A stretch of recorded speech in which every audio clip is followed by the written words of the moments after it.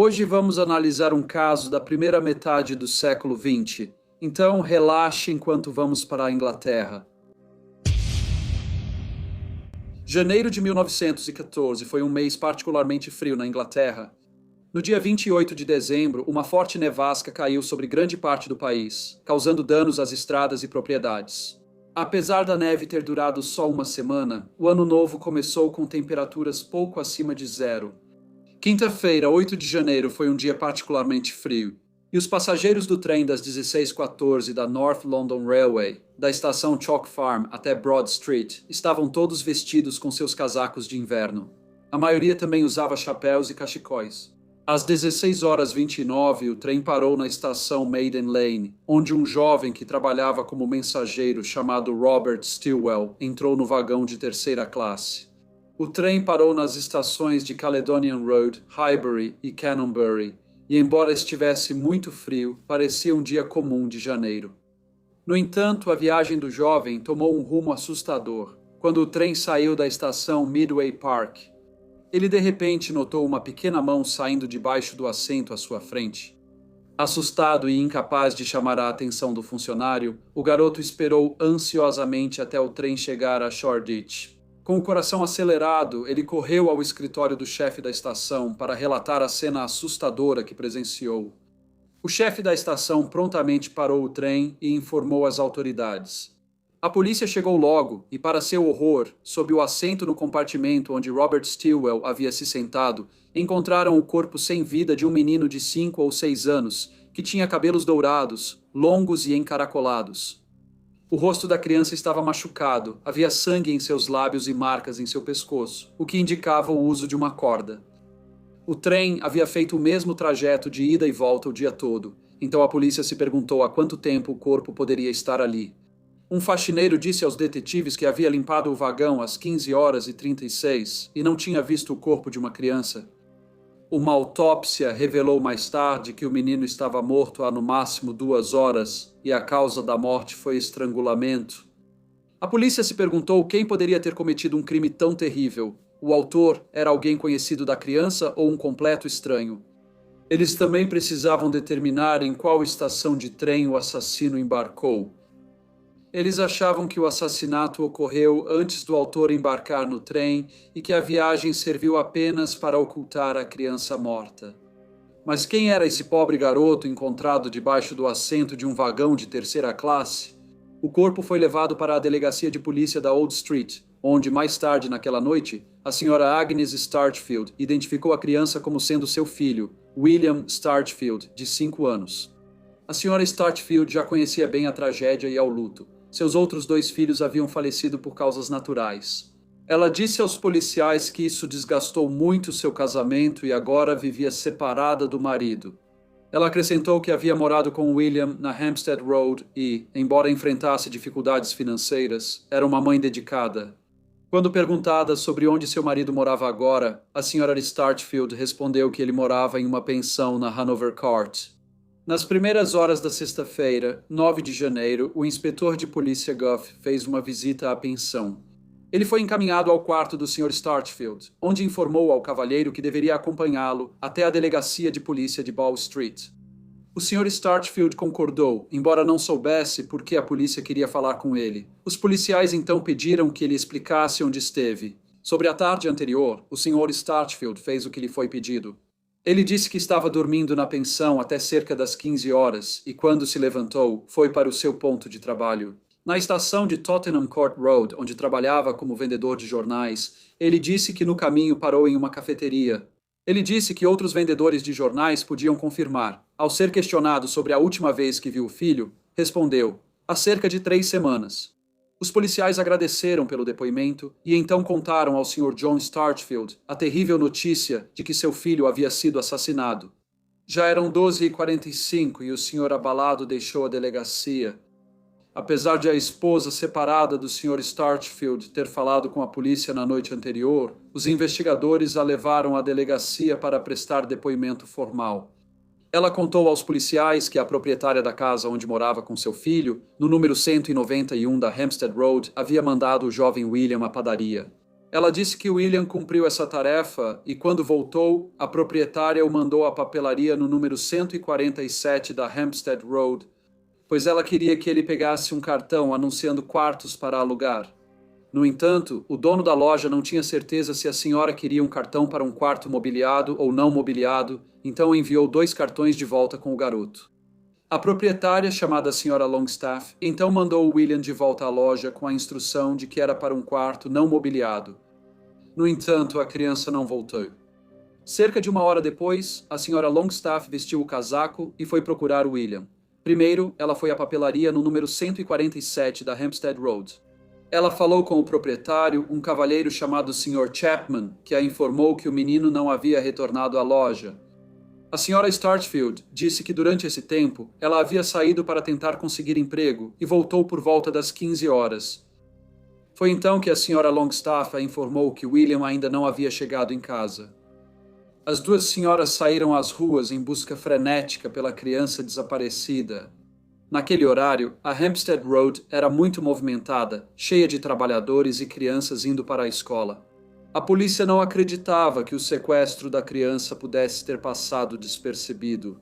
Eles teorizaram que o menino foi morto antes de ser colocado no trem.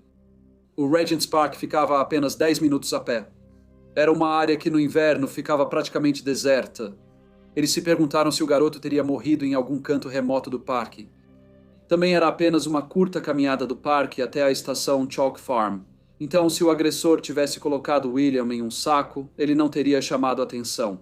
Não era incomum ver trabalhadores braçais andando por aí carregando sacos. A linha na estação Chalk Farm era única, então os passageiros desembarcavam de um lado do trem e embarcavam do outro. O trem para, então o vagão de terceira classe sempre para em frente à sala de espera. Um homem poderia ter saído da sala de espera e entrado no trem sem ser notado. Também foi observado que o trem fica mais cheio à medida que se aproxima do centro da cidade. Então, em Chalk Farm, o trem geralmente tem apenas alguns passageiros viajando nele. O assassinato do pequeno William Startfield foi noticiado nos jornais de todo o país. Havia manchetes como um crime de lunático e tragédia do jovem Willie. Isso garantiu que a história chamasse a atenção do país. Foi revelado que o pai da criança assassinada, Sr. John Startfield, havia estampado manchetes em jornais nacionais. Em setembro de 1912, quando ele corajosamente tentou desarmar um criminoso armênio chamado Stephen Titus durante um tiroteio no Hotel Horseshoe, em Londres. Durante esse ataque, Titus matou a gerente chamada Senhorita Tower e feriu a balconista chamada Senhorita Grace Ray, antes de correr para a rua e disparar sua arma descontroladamente. O Sr. Startfield, que havia servido no exército e na época vendia jornais em frente ao hotel, tentou valentemente detê-lo. Durante a luta, ele foi gravemente ferido após levar um tiro no peito, mas conseguiu segurar o homem por tempo suficiente até que a ajuda chegasse. Após isso, o Sr. Startfield passou muitas semanas no hospital. No julgamento do Sr. Titus, o Sr. Startfield foi aclamado como herói e recebeu uma recompensa de 50 libras. No entanto, ele recebeu grande apoio dos jornais e do público, e também foi concedido a ele 1 libra por semana do Fundo Carnegie para heróis. Stephen Titus foi considerado insano. A polícia distribuiu uma foto do jovem William Startfield para a imprensa, na esperança de que alguém se lembrasse de tê-lo visto naquele dia fatal. A polícia também fez investigações de porta em porta e de loja em loja. Um pedaço de barbante com um laço e um fio de cabelo preso foi encontrado na estação de metrô Tufnell Park, e um cobrador de ônibus contou aos detetives que, pouco antes das 15 horas da quinta-feira, 8 de janeiro, um menino que correspondia à descrição da criança falecida entrou no ônibus com um homem de aparência estrangeira. Porém, o cobrador disse que a criança parecia hesitar em fazer isso. Ele acrescentou que a dupla desceu na estação de metrô Tufnell Park. Isso chamou a atenção da polícia, já que a escada da estação era pouco usada à tarde, e teria dado tempo a um homem para estrangular uma criança e colocar o corpo em uma bolsa. No dia 13 de janeiro foi aberto um inquérito e foi anunciado que o eminente patologista Dr. Spilsbury havia realizado uma segunda autópsia no menino falecido. Os detetives agora acreditavam que o jovem William Starchfield estava vivo quando entrou no trem com o agressor e foi assassinado. Em algum momento entre o trem sair de Chalk Farm e chegar a Maiden Lane, um período de menos de 15 minutos, enquanto os investigadores juntavam as peças dos eventos que levaram à tragédia, algumas testemunhas se apresentaram para contar sobre seus encontros com a criança e um homem misterioso naquele dia fatal. O paradeiro do pai de William, Sr. John Starchfield, era de grande interesse para a polícia. Um colega de pensão chamado Sr. William Tilley contou ao inquérito que no dia do assassinato ele se levantou às 2:30 da tarde e o Sr. Starchfield ainda estava dormindo. Uma testemunha-chave foi uma senhora chamada Senhorita Clara Woods, que contou como percebeu uma criança comendo um bolo com um homem de bigode usando um casaco escuro. Ela disse que eles estavam andando de mãos dadas em direção à estação de Camden Town. Ela acrescentou que quando passou por eles na rua, disse: "Ah, que gracinha!" Quando perguntaram se ela reconhecia o homem, ela apontou para o Sr. John Starchfield. Essa observação foi crucial, pois uma autópsia revelou a presença de comida parcialmente digerida no estômago de William, que continha passas. Um homem chamado John White também identificou o Sr. Starchfield como o homem que ele viu na estação de Camden Town com um garoto, que ele acreditava ser William. Outras testemunhas incluíam um garoto chamado Angelo Portinari, que contou como costumava brincar com William.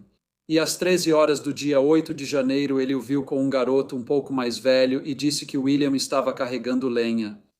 Um sinaleiro chamado George Jackson informou ao inquérito que estava de plantão na cabine de St. Pancras, quando viu o trem vindo de Chalk Farm passar.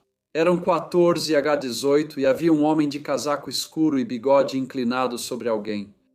Outro homem, chamado William Mercer, maquinista, contou como viu um homem de porte forte em um vagão de terceira classe inclinado como se estivesse amarrando um pacote. Um homem chamado Sr. Moore, que era comerciante de madeira, disse ao tribunal que não via o Sr. Starchfield há 2 anos. Mas no dia 8 de janeiro o viu segurando a mão de um garotinho e disse que o menino estava bem vestido. Após o inquérito, o júri deu o veredito de homicídio doloso e o Sr. John Starchfield foi acusado desse crime horrível. O funeral do jovem William aconteceu no sábado, dia 17 de janeiro. Mais de 3.000 enlutados alinharam-se nas ruas de cabeça baixa, enquanto o cortejo seguia em direção ao cemitério da rua Kendall. 30 policiais, juntamente com 4 a cavalo, controlaram a multidão. Quando o caixão foi baixado à terra, a senhora Starchfield desabou de tristeza. Este era o 3º filho que ela enterrava. O julgamento do Sr. John Starchfield começou na terça-feira, 31 de março de 1914, e ele se declarou inocente. As testemunhas que depuseram no inquérito foram apresentadas. Sua defesa interrogou detalhadamente cada testemunha da acusação, e a credibilidade do Sr. Moore e da Sra. Wood foi questionada quando se revelou que ambos haviam visto uma fotografia do réu em um jornal antes de identificá-lo. A Sra. Wood também conhecia a confeitaria na Hampstead Road, e o Sr. Moore perguntou se poderia receber uma recompensa por informações que levassem a uma condenação. A defesa alegou que isso levantava sérias dúvidas sobre o depoimento deles. Também foi destacado que, desde que prestou seu depoimento no inquérito, o Sr. Moore foi encontrado em estado muito grave após tentar tirar a própria vida. E, claro, também havia testemunhas que colocavam o réu em sua pensão no momento em que a criança foi assassinada. Como resultado, as testemunhas de acusação, que haviam identificado o réu como o homem que viram com a criança falecida, não puderam ser consideradas confiáveis, e o caso desmoronou. O juiz instruiu o júri a apresentar um veredicto formal de inocente. O inquérito e o julgamento subsequente tinham potencial para a justiça, mas o veredito de inocente também lançou luz sobre as circunstâncias sociais que cercavam a tragédia. William enfrentou dificuldades com a perda de 2 irmãos e a separação de seus pais. O esforço de Agnes Starchfield para encontrar trabalho enquanto criava seu amado filho exemplificava as lutas das famílias da classe trabalhadora naquela época. A resposta da comunidade à morte do jovem William e aos subsequentes inquéritos e julgamento foi imensa. Jornais britânicos noticiaram o caso por todo o país, com pessoas expressando choque e solidariedade pela família enlutada. A angústia de Agnes Startfield continuou a assombrá-la, levando-a a um colapso desesperado e emocional.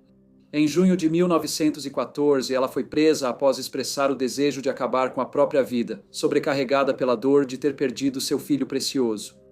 6 semanas depois, no dia 28 de julho, ela compareceu ao tribunal, acusada de agredir uma senhora casada chamada Lucy Delgano. Diziam que ela tinha um bom relacionamento com a senhora, mas no dia 8 de julho a insultou e lhe deu 2 tapas no rosto. A senhora Startfield disse que fez isso em legítima defesa. No entanto, ela foi considerada culpada. O juiz disse que ela parecia ser uma mulher neurótica e chautada. Ele então ordenou que ela pagasse a quantia de 5 libras e a obrigou a manter a boa conduta pelos próximos 12 meses. Em 1916, John Startfield faleceu devido às consequências do ferimento de bala. Ele sempre afirmou ser inocente do assassinato do filho. Ele acreditava que o assassinato foi um ato de vingança orquestrado por um amigo de Stephen Titus. 2 anos depois, um homem chamado John Fitzpatrick, vindo de Liverpool, confessou o assassinato de William. O indivíduo de 40 anos, que foi descrito como um andarilho, apresentou uma história que não condizia com os fatos conhecidos do caso. Ele foi examinado por um médico que concluiu que ele sofria de insanidade. Consequentemente, concluiu-se que ele não poderia ter cometido o crime. Com o passar dos anos, a memória do assassinato de William Startfield foi desaparecendo da consciência pública. Com o passar do tempo, o caso não solucionado tornou-se uma das muitas tragédias esquecidas da história, restando apenas fragmentos de artigos de jornal e registros arquivados, como um testemunho da curta vida do garoto e, por fim, de sua morte. Hoje, o túmulo de William Startfield repousa silencioso em um canto do cemitério, cercado pelas lembranças de quem lamentou sua perda. A trágica história desse jovem garoto, eternamente gravada nos anais da história, serve como um lembrete comovente da fragilidade da vida e o impacto duradouro de crimes não resolvidos na vida daqueles que ficaram.